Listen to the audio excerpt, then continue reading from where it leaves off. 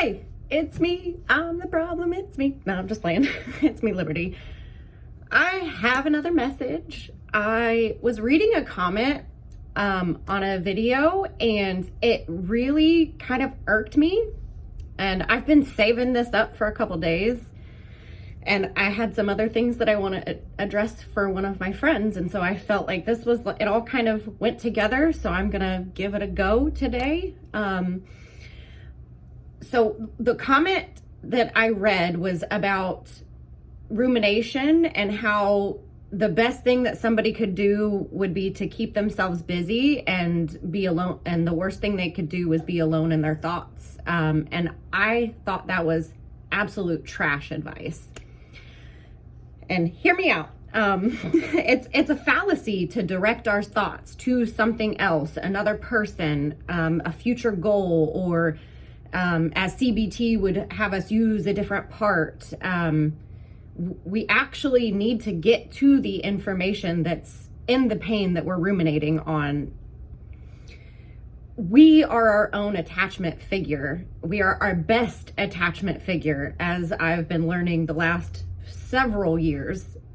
We need to address the part that is hurting, that is bringing up the pain, and simply keeping ourselves busy or not being alone in our thoughts is preventing us from getting to what the part needs from us. And we keep repeating the cycle or repeating the rumination because we're not actually getting to the information that's there for us to be able to move through the feelings. And I know for me, in order to stop the rumination, I had to turn towards the part and be that attached. I had to reparent this part that was, obviously in severe pain, and it kept bringing up the pain for a reason. And that reason is it needs to be listened to and it needs to be healed. I know for me, my parts, they have suffered a lot of lack of safety. And so the rumination comes up for me around the lack of safety. So I have to turn towards that part and give that part emotional safety. And that would be the opposite of just keeping myself busy or, finding something else to look forward to or another person to ruminate on or obsess about. That would have been the worst thing I could have done for this part, because this part is needing something. It needed something from that other person, but that other person wasn't the person that actually needed to give to this part. It was actually me. I needed to turn towards this part and be like, hey, your emotions are safe with me. Your emotions are okay with me. I needed to stop dismissing the emotions that came up within myself. And like I said, it was that lack of safety in the other people that triggered this part to begin with. So I had to be the safe person for this part to cry to vent to be angry with, and just hold space for all of the feelings that were coming up and not actually dismiss and not actually distract. That's repressing the emotions, and we're never really going to work through the emotions if we're repressing them. They're going to pop out sideways. They're going to come up in other ways. We're going to repeat the cycle with a new person, hoping to resolve this stuff until we actually sit with the pain, feel it, process it, get to the information that we need.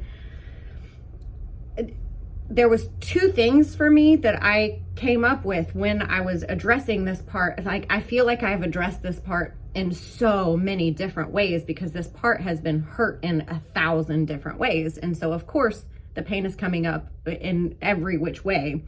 But the two things that I actually came up with was I'm either repeating the cycle with a new person or I'm ruminating on the same pain, and I need to get to the information. And so if I'm finding that for me, there's a value misalignment either with my parts or with me and another person. And so if I address that value misalignment, I'm better able to process through the feelings and come to some sort of an agreement and actually align myself back to my future goals, which I think that's what the comment was trying to get to, was trying to help the person actually move through and then to a future goal, which eventually getting through the pain and focusing on something different is helpful, but it not at the expense of repressing the emotions, because they will come out sideways. Like, trust me, they will come out sideways, and it won't always be pretty. So for me, it has been a process of actually getting to the information that's in the pain. Like I said, it was the lack of safety. I kept trying to find safety in unsafe people. Like the person would literally trigger fight or flight, and then I would continue trying to find safety in that person, not realizing that was my trauma coming out. I kept trying to resolve that trauma, and I found that I can't actually resolve that trauma with an unsafe person. I have to actually be the safe person for that part in order to resolve that trauma. So once I actually did get through all of the processing of the pain, then I could actually focus on a future goal or a future person, or like, I don't really like attaching it to a person, because that can actually make a lot of our love addiction and obsession worse. And it could cause us to have to do even more work to unpair all of this stuff with that person that we put in this position. And that in and of itself was a feat for me to be able to undo, because I actually had done that in the past, was put another person as a goal, and oh my Lord, like I had to undo all of that and separate out the real person from the parts that I actually liked, and then I had to set them as my like a spirit guide instead of an actual person. Like, so I'm telling you, like, don't focus all your stuff on another person. You can look forward to a future goal, but I really worry about people like me that have obsessive rumination tendencies to actually put a new person there, because trust me, I've been there, and it is so incredibly hard to detach all of this stuff from another person. So I can see using a future goal, but even then, if we do have the obsessive tendencies, we could become way too obsessive about the future goal even. So my suggestion is to get out our journal. Like I told my friend, we need to journal, and we need to actually talk with this part. We need to ask them, what is going on for you? What is making you so upset? You know, how can I love you today? I actually heard that on somebody else's video in relation to a partner relationship, but I actually like that for myself. Like, how can I love you today? And my part was coming up with all kinds of crazy things that I could come up with that I could love this part today.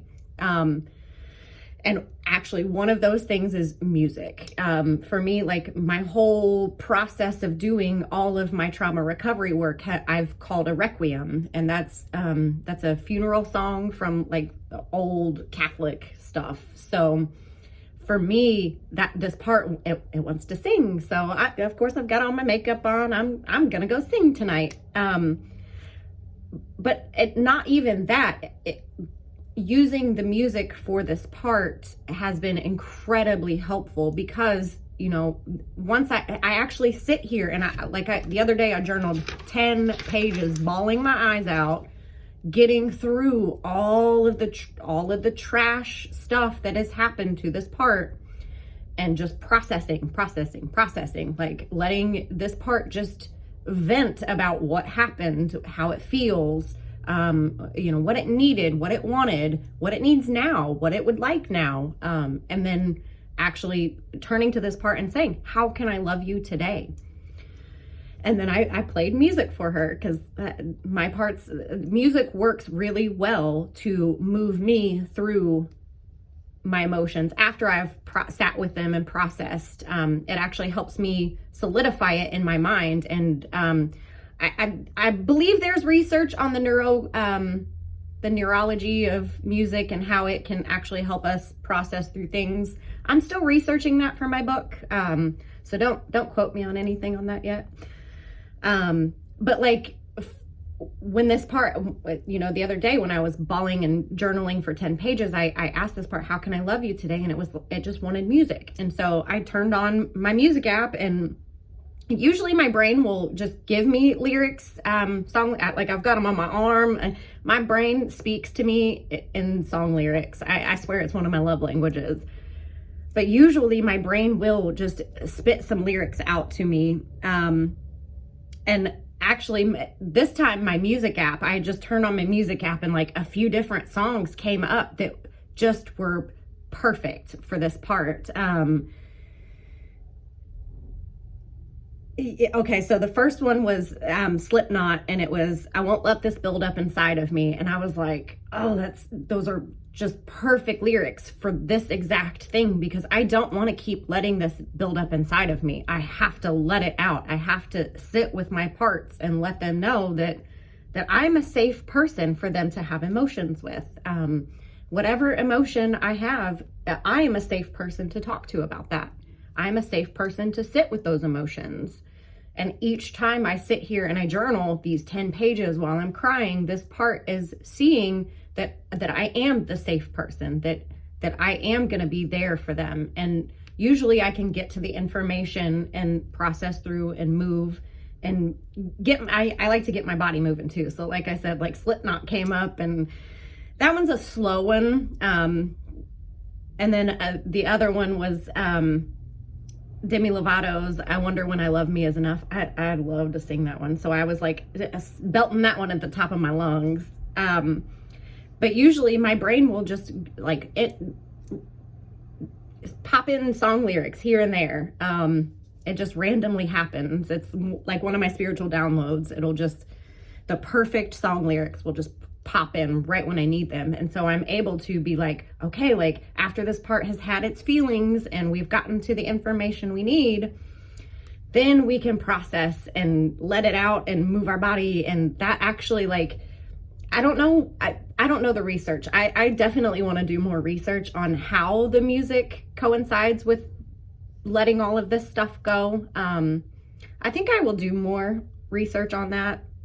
And that's definitely part of the book that I'm working on right now, is the music portion and the spirituality portion. So, but yeah, like what I wanted to tell my friend is to just always let that part have its emotions. Like if it feels like it needs to cry, let it cry. Be authentic with this part. Tell it, like, you know, you're safe with me. You know, whether you're upset, whether you're sad, whether you're happy, like any emotion is okay for me to have, and I am here with it. Because I am the attachment figure. I know I have read a lot of people's YouTube comments and everything like that about how we need relationships to heal attachment wounds. And I actually don't feel like we need an external relationships to heal the attachment wounds. I really do feel that if we are strong enough and if we are compassionate enough, we can heal our attachment wounds on our own without an external relationship. One caveat is we cannot have dysfunctional relationships that continue to trigger these wounds, or we're just gonna go into mad chaos, which ask me how I know. I've been there, done that, and that's how I learned that. But I fully believe that we can heal our attachment wounds by being the attachment figure that this part needs. We just have to be the safe person that lets this part cry, that lets it get angry, that lets it tell us about all the shit that it's upset about, that happened to it, that it feels like, whether or not the actual issue is real or imaginary, just letting it have its space to be heard. Because that's usually what my parts need more than anything, is for my emotions to be safe. You know, that's what I've always looked for in the unsafe people, to try to resolve that sense of safety in an unsafe person. And so every time I'm being the safe person for this part, I do feel like I've resolved some of the issue, and then I'm able to let it go, release it with the music, and then I can focus this part on the future goals, because my future goals is trying to get this book written in the best way that I can, because the book is basically my whole healing journey and what I've done to put this healing journey in place for myself. Because I really do feel like I have done a lot of healing work, and I have healed some really, really deep things. And I feel like I should be able to share that with other people. And as long as other people are strong enough to do what I've done, then they should be able to heal themselves too. So yeah, I don't really know where else I was going to go with that.